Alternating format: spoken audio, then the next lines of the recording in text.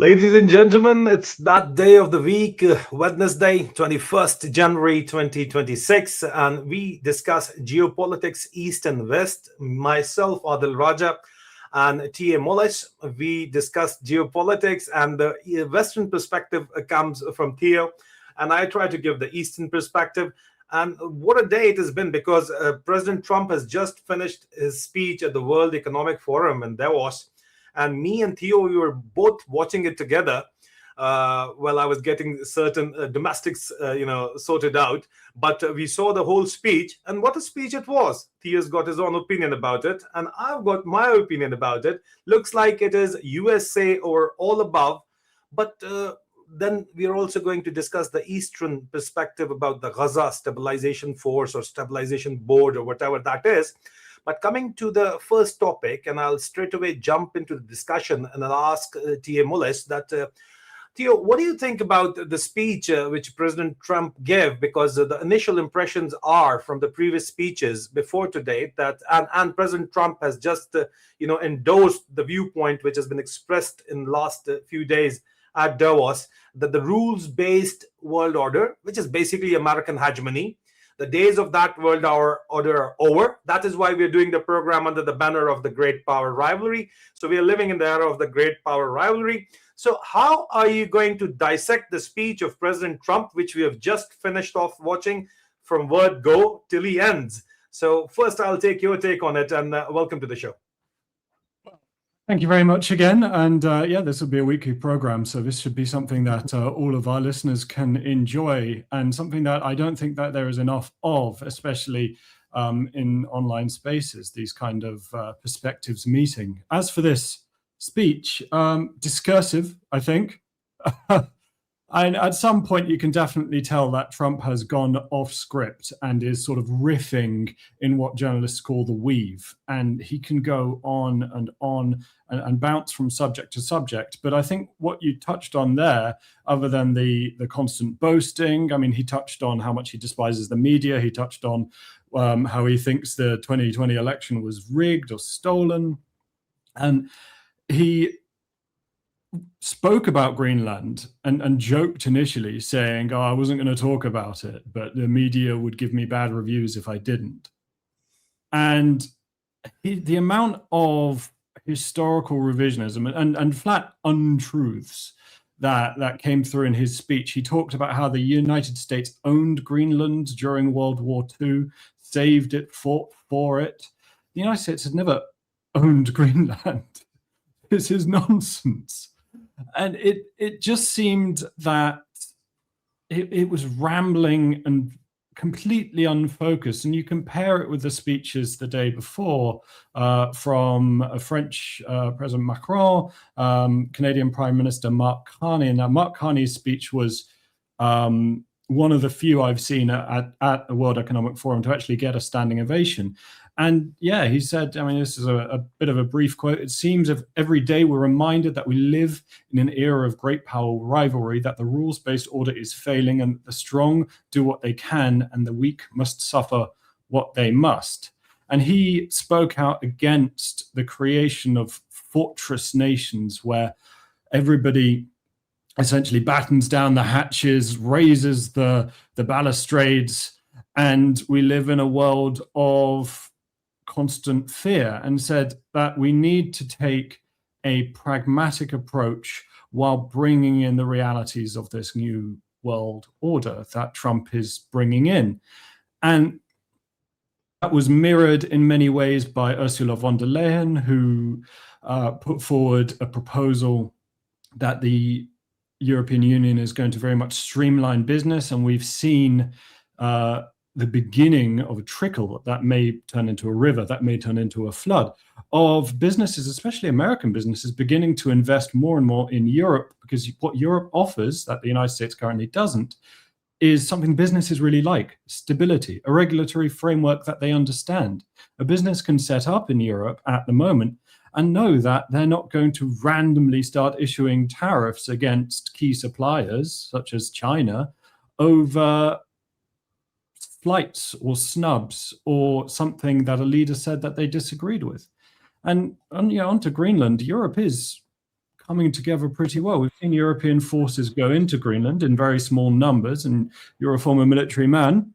If you're going to send a lot of forces into an area, you probably ought to send some guys there first to work out the logistics. Where are soldiers going to be billeted? How much do they need?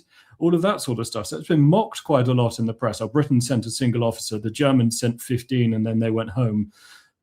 That's nonsense. Expect potentially more. And the Danes have been sending troops in serious numbers now. They're not saying how many, but some sources I've been reading say about a brigade, maybe a battalion.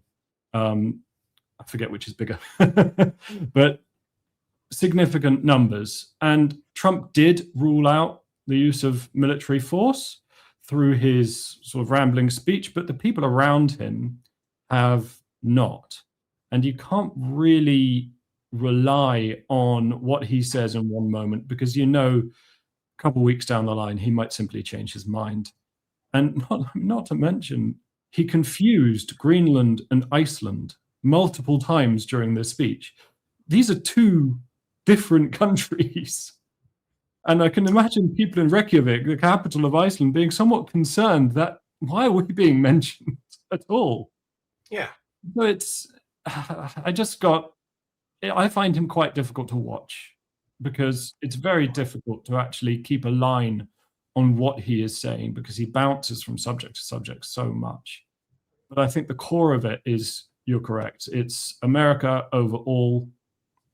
And there is this new world order, the rules-based world order, or perhaps the guidelines-based. In fact, Carney said the rules-based global order was always a bit of a fiction. And that's absolutely true. The powerful did break it when they can. And the rules, I hesitate to say laws because it's hard to enforce them, were applied asymmetrically across the world. We certainly saw that. And it being thrown out certainly offers Europe more challenges, because Europe is perhaps much more on its own. But we'll have to see, because there are many Americans who really don't feel this way. Trump's Greenland policy, the idea of taking Greenland by force, is extremely unpopular in the United States, and not to mention would be unconstitutional, as Denmark is a treaty ally. Whether or not Trump's cares about that is another matter. Yeah, you're right, Trump. You're right about Trump's speech, Theo. Very European perspective. I agree with it, what you're saying, from a European point of view, definitely. But if I'm listening to it from a third-party perspective, from somebody who's Asian, right? Not British Asian, but only an Asian, all right? Because it's been only a decade or less than that, I've become British Asian, right? So I'll give you an Asian perspective. I'll look at it and I'll say, well, this guy is only talking about domestics. He's only talking about his own country, and he's only talking about US above all, USA above all right? So it is a MAGA speech, Make America Great Again speech. And he's talking to audiences in the USA. And if he's talking to them, it was a very successful speech, because he talked about lowering down houses prices. He talked about MAGA corporations like BlackRock buying common people's houses like they are being bought here in the UK, and they are, all of us, being turned into renters instead of owners. And he talked about, bringing down the market prices down for the property holders. They said they're rich and that's enough. They don't need to be rich anymore. He talked about cutting off illegal immigration, which is a European mantra these days of the far right, but it is working for him. That has been Trump's mandate all along anyway.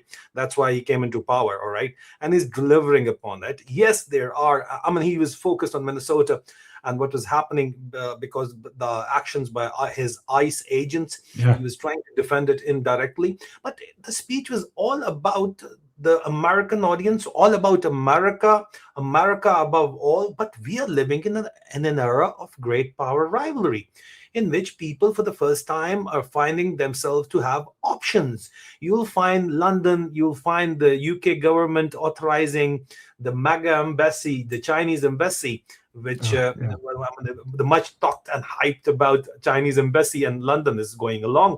The UK is going along because they can see through it, because they're the one who brought who divided I'm sure you'll find Gertrude Bell of this day and age and T. Lawrence of this day and age working to figure out that where we are headed in the context of the great power rivalry.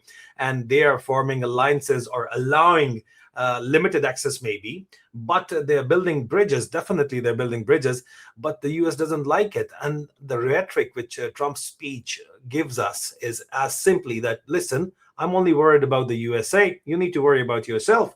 And that's what he told the Europeans as well. So Europeans, as you said, cannot cut off Chinese because China has established itself as the manufacturing hub of the world. And that's not going to change. The USA cannot change it for another 100 years if they dedicate the next 100 years to become a manufacturing hub. So that's not going to change because the Chinese have put in a lot of effort and a lot of investment over there, right? But of course, the US is the military might of the world, and their military technology is above everyone else, and they want to become the technological hub, but they're being challenged by the Chinese again. But the President Trump's policies, once you look at it as an American now, all right, not an Asian, not a British, not a European, as an Americans should be happy about his policies if he's bringing down the house prices and if he's bringing. He's not, though. That's the issue. He may claim to be doing so. Yeah, so that's his rhetoric. But he isn't. What's actually going on ground? And do you agree with my analysis, by the way? So, yeah, certainly it was a speech that was very much aimed at the base, because the base are beginning to split away. And a key example of this is the cost of insurance going up. He hasn't renewed the subsidies on health insurance, and some people have seen the cost of their medical insurance. Bear in mind, there is no socialized medicine in the United States. Double, triple, even in some cases quadruple. Yeah, but tell me, in the UK, if you got insurance, the NHS is even better than insurance. NHS provides you the facilities which even your insurance cannot provide. But that's why he aimed this speech at his base, because he is becoming increasingly unpopular as his domestic policies are actually hurting those who elected him and those who the sort of blue collar, rural, mostly average Joes who were concerned about inflation, which is one of the main things he got elected on, and inflation has remained sort of steady. And they were concerned about things like the price of eggs. And they're certainly concerned about their medical insurance, because that's one of the main worries of the average American household is, what if dad gets ill and can't work? And the price of insurance increasing so suddenly and so much is wildly unpopular. And the stock market, up until the Greenland issue, had been doing pretty well. But the stock market does not actually reflect the living conditions of people. And this is it as of yesterday, in fact. And that's rather a lot of red. The companies are unhappy about this chaos. So the speech was today. What happened yesterday because of which the stock market crashed? So it's not quite a crash, it's a blip. But if it continues, then maybe we could start using that language. It is everything to do with Greenland building up. And it's Europe actually, Europe threatening to use the anti-coercion initiative, essentially the economic bazooka that it has. It's Europe pulling out of or pausing the trade deal that they had with the United States. And it's Europe beginning to divest. I mean, Denmark's main pension fund has just divested from the United States entirely. And Europe is a major trading partner of the United States and holds a significant amount of US debt. And if Europe begins to either sell bonds or divest, that's going to seriously affect the American economy, seriously affect the value of the dollar, which we've already seen start to go down. So again, a speech aimed at his base, because I think he knows he is losing popularity. He has the midterms coming up in November this year, which is round the corner. Campaigning will already be beginning to ramp up for it. And it looks like, as things stand at the moment, he's really going to get a hammering. So before we move on to the Gaza issue and all the, Gaza Stabilization Board or whatever that may be, that is, that's really something. I think it's a fancy name of a very mega, world's biggest real estate project anyway, but it's it is.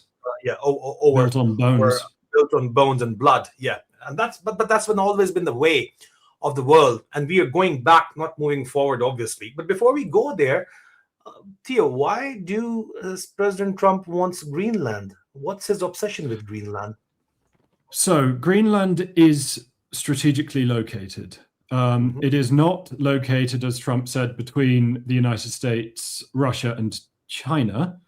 I don't know why he brought China into that, but it is strategically located in the North Atlantic, in the Arctic, and it sits right where missiles from Russia would have to fly over to reach the United States. And Trump wants to build what he's calling the Golden Dome, which is essentially a very, very large missile defense system to attempt to create a strategic missile shield. Now, this is very difficult to do, as a re-entry vehicle from an ICBM essentially goes at like Mach 25. So shooting them down, very difficult. But he feels the need to have US troops there. Now, as I said in an earlier episode, there is a 1951 agreement between the United States and the Kingdom of Denmark that allows US troops to base there. There is already a base there. At the height of the Cold War, there were just shy of 10,000 US troops there and multiple bases, which they have closed over the course of the end of the Cold War. Currently, there's one base and 150 troops. That base is Fituk Space Base. It's a major listening post. And he's saying we need more because we need to defend this territory. Well, the thing is, you can have more of that without annexing the land. And he said, it's not about the rare earth minerals because they're under hundreds of meters of ice. Yes, they are under hundreds of meters of ice for now. But as we both know, the Arctic race is currently taking place between Russia, the United States, and China definitely wants to be involved. As global warming increases, as ice begins to melt, these minerals may become more accessible. And Greenland has generally refused to try to exploit these materials because they want to keep their environment pristine. Greenland culture is very, it's Inuit culture, it's First Nations culture. You can't even own land in Greenland. So if you want to build a house, you don't own the land, you lease an allotment and you build your house on top of it. So they don't have this concept that companies will come in, strip mine the place. They don't want to do that. They're perfectly happy living the way they are. Which is a beautiful concept. Why not? Yeah. And so it's basically military use, yeah? Yeah, so it's certainly military use, but I think that there are two other factors, perhaps three other factors, which really need to be taken into account. Military use, potential use for rare earth minerals. He wants a win for the midterms. If he can be one of the only president this century that's actually expanded the borders of the United States, and one of the few within the last 100 years that's expanded the borders of the United States, perhaps even longer than that, then he thinks he can do well. And also that there are definitely people within his orbit who would like to see the end of NATO, especially people like Stephen Miller. And how would you end NATO? One of the best, because it's never going to get past Congress, leaving NATO. One of the best ways to do that would be attack a NATO ally. Well, Theo, let's finish it with saying, is it a fair comment to say that after listening to what President Trump has to say and what he's doing, Putin and President Xi Jinping must be enjoying his speech and enjoying his actions like anything? They must be happy. They must be partying, don't you think? Yeah, I'd be popping champagne if I was in the Kremlin right now. Absolutely. Something that the Russians could never achieve on their own. It looks like they are working their way towards it through Mr. Trump's administration. And it is an enormous strategic own goal for the United States. Because if NATO ends, then American bases in Europe are going to go. They're going to be closed. Depending on how it ends, Europe could even dump the bombs that they have. 1.5 trillion, 2.5 maybe, trillion. So I forget the number off the top of my head. A significant amount of US debt. If that were to be dumped on the market in a coordinated fashion, the dollar would the dollar would crash as the global currency. None of us want this, but it feels like a serious betrayal. And during his speech, he said, if the United States called for NATO, I don't know if they would turn up. Well, look at history. The United States has been the only country to activate NATO's Joint Defense Article 5. The only country to do it. And every single member of NATO went and fought alongside them and bled alongside them and died alongside them in a war which was not in Europe's interest. And I must add that the Danes, per capita, lost the most out of almost every other European country except Great Britain.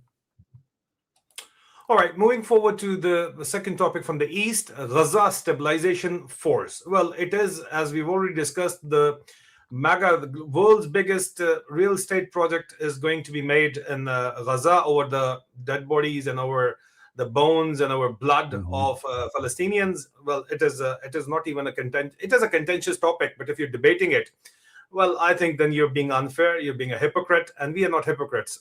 So we would say it quite openly, as you've said, right? So Theo, the thing is that President Trump wants a Gaza stabilization force and a Gaza stabilization board, in fact. Now, you have shared this, that these are the countries which have joined Gaza Stabilization Board. The chair is United States, Albania, Argentina, Armenia, Belarus, Hungary, Israel, Kazakhstan, Morocco, Paraguay, United Arab Emirates, Uzbekistan, Vietnam, and Pakistan is the latest addition that, and they've officially announced today, a few hours ago, that we have accepted President Trump's invitation to become a member of the Gaza Stabilization Board, because they're bringing the religious element into it. But basically, Pakistanis are, it's a client state of the USA, right?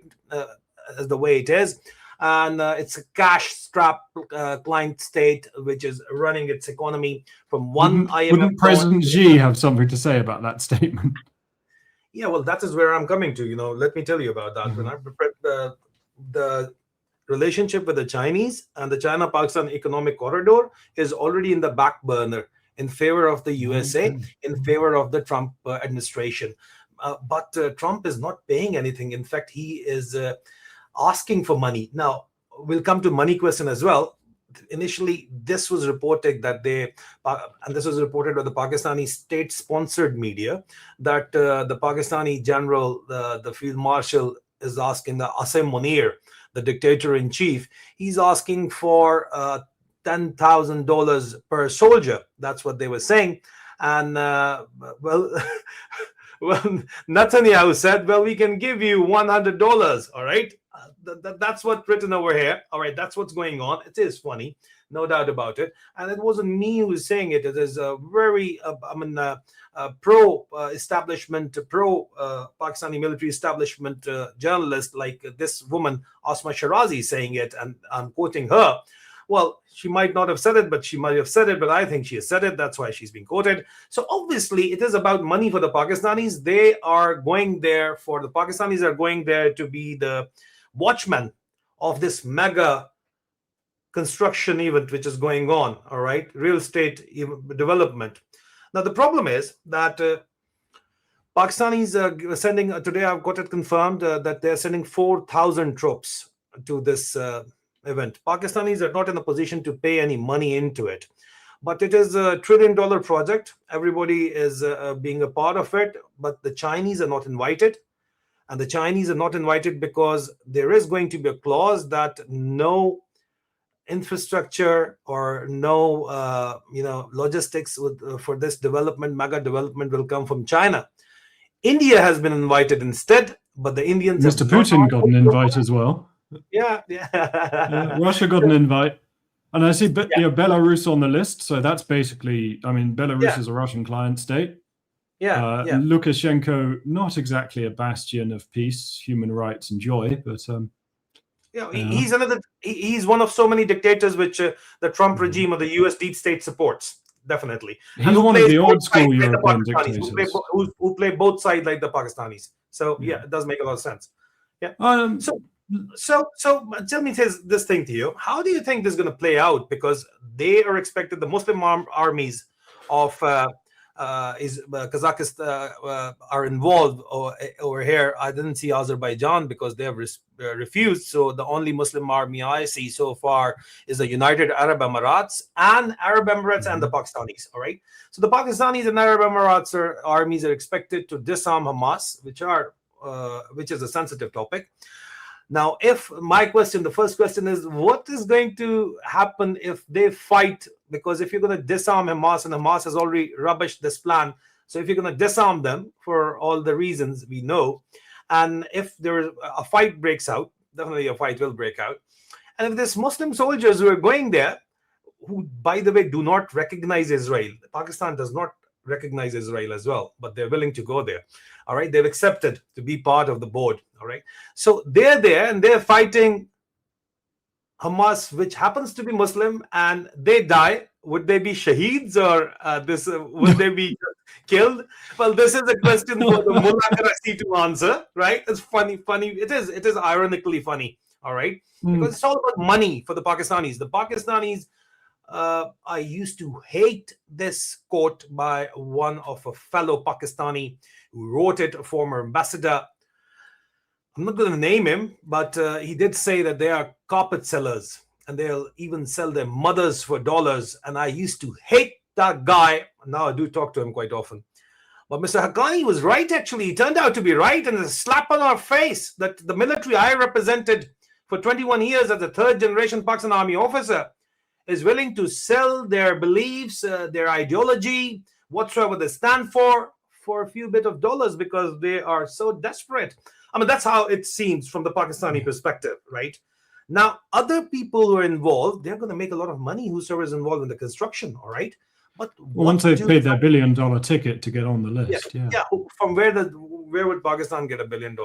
Their foreign exchange reserve is hardly enough to pay the import bill. All right, they don't have $1 billion unless they borrow $1 billion from IMF at Davos today. Pakistani puppet prime minister met the chair of IMF, and he's asking for more loan. I suppose he's going to pay Trump. All right, and he has offered Trump a Trump Tower coming to Pakistan soon. Yeah, and he's offered Trump a Nobel Peace Prize as well, mind you. And he's trying desperately that he meets him at Davos so that he can again tell the people that, listen, this man needs to get the Nobel Peace Prize. What's that about? I mean, it's really childish, but that's going on. I mean, and at the same time, Trump is talking about, yesterday he talked about, well, I've stopped so many wars. And he's talking about there were 8 jets. You didn't give me the Nobel Prize. Yeah, in the letter to And he said India, Pakistan, they were going nuclear, and 8 jets came down. Even the Pakistanis are not claiming that 8 jets came down. Even the Indians are not claiming that 8 jets were shot down. But President Trump somehow, I mean, he mixes things up. Maybe he makes this stuff up as he goes along. He really does. Yeah. I mean, it's a fact now. His motivation with the Nobel Peace Prize is utterly bizarre. He's almost singularly focused. There's a phone call between President Macron and Trump. They're talking about potential peace plan in Ukraine. Macron saying Zelensky's on board, Putin may be on board, and Trump's first response is, okay, so Nobel Prize then. And he responds to the Norwegian Prime Minister's letter saying, your country decided against giving me a Nobel Prize, so I'm no longer fully interested in peace. I mean, it's maddening. He's clearly, and there are a lot of people saying maybe he's got dementia, he has personality disorder of some sort, and I'm beginning to come on board with that. And as for the Gaza Peace Initiative, the Board of Peace, it seems to me, I mean, I'm not an expert on Gaza, I'm not an expert on Middle East politics. It's looking at it from the outside, it seems so exploitative and almost entirely transactional and extractionary. I believe that what Trump wants to do is to build and own either himself or his cronies the swathes of Gaza. And he's perfectly happy to bring on board whoever wants to come on board. But the $1 billion ticket, I'm wondering where that money goes. because you have to pay $1 billion to be included into the board of peace. Or where it comes from, that is also a question. Now, this is the Middle East map, Theo. Now, I don't see the countries neighboring Gaza being part of this Trump board. No. Turkey refused. Saudi Arabia is the giant, all right? And they are in active concentration with the United Arab Emirates, which is a tiny dot in the state of Hormuz right now. They're in direct confrontation. But the United Arab Emirates is in a strategic partnership with Israel, and they're partnering up with the United States, and they believe it is their survival in going ahead. Pakistanis made a defense deal with the Saudis, and the Saudis are not happy about it. And I've been reporting the Saudi royalty is refusing to meet the Pakistani dictators or refusing to meet the Pakistani leadership, the Pakistani regime representatives. So the Pakistanis are not getting the money, but they're willing to side with President Trump. I'm talking about the Pakistani perspective because the Pakistanis are thinking about individual interest, about the vested interest of few generals at top or few politicians at top. At the end of the day, the country is going to suffer, which is already suffering anyway. But looking at this Gaza stabilization force and looking at this plan, so-called plan, what are the chances of its success, do you think? Long term or short term? Both. Let's talk about both. I don't know what this is going to look like in the long term, to be honest. I don't know if we're going to see the creation of, I would hope, a free Palestinian state that can actually hold its own. In the short term, I think we're probably going to see a significant amount of violence. It's going to take so much to rebuild Gaza, which has been absolutely flattened, shattered, destroyed. That, and does Trump lose interest? Does he go on to the next big thing? I mean, looking at that list, if each of those countries contributed $1 billion, I don't know if that would be enough.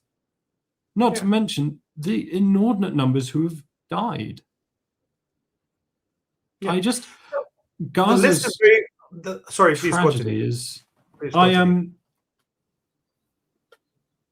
shocked every time I look at statistics from Gaza. The tragedy of it is unrelenting, and it seems so intractable